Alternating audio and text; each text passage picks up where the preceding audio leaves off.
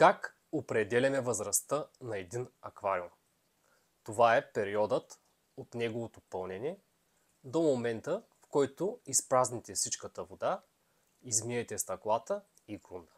Правейки това, вие всъщност го убивате. Слагате край на неговия живот.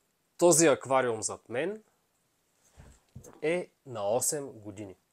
Това означава, че аз никога не съм сменял всичката вода, а само съм правил частични смени, между 30 и 50%. Аквариумите са като хората. Когато са млади, те имат слаба имунна система, уязвими са и боледуват често.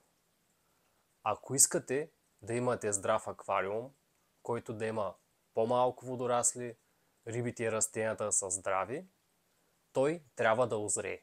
Този процес отнема между 6 месеца и 1 година. След този период, вашия аквариум има една стабилна, изградена биосреда. Може по-рядко да сменяте вода, може да добавите повече риби и няма да имате сериозни проблеми. Така че да имате хубав аквариум, едно от най-важните неща е търпение. И никога не сменяйте всичката вода.